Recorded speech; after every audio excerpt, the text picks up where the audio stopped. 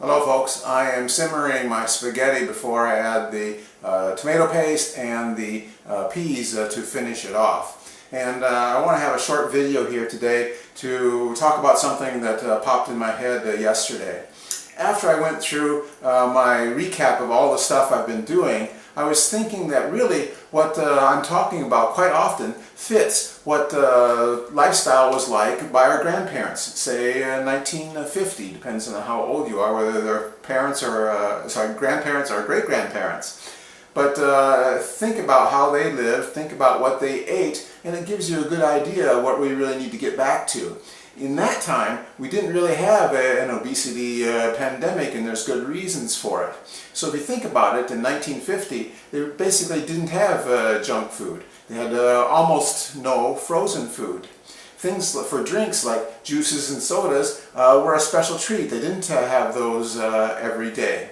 For desserts or snacks, they didn't have lots of sweets and candies. Sugar, in fact, during the Second World War was actually rationed in America, so the amount of sugar in their diets was naturally quite low.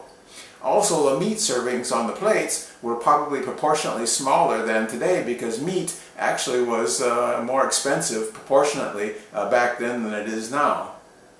And the foods that Grandma cooked were typically whole foods, cooked fresh, pretty simply on the range top, and they had a good size serving of veggies as well.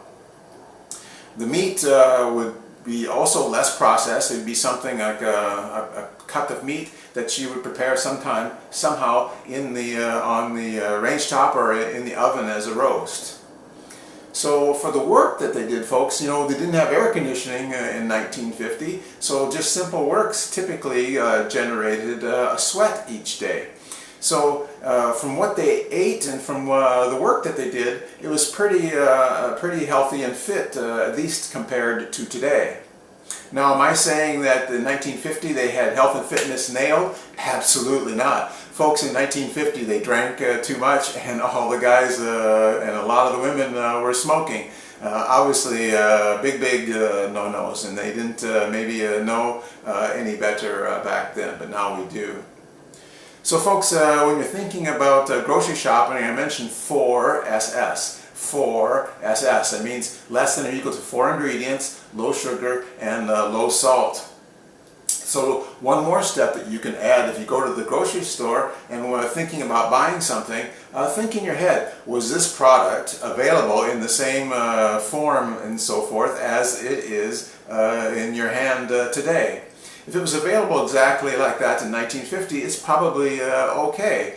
If it's not, that doesn't mean you shouldn't buy it, but think about what has changed from 1950 until today. Is it more processed? Is it frozen? Does it come in a Mylar bag that won't spoil?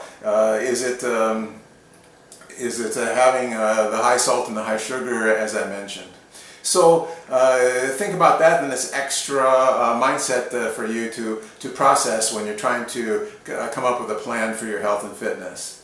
I hope that thinking of your grandparents or great-grandparents is a useful tool for you, and wanted to get that out to you for the weekend.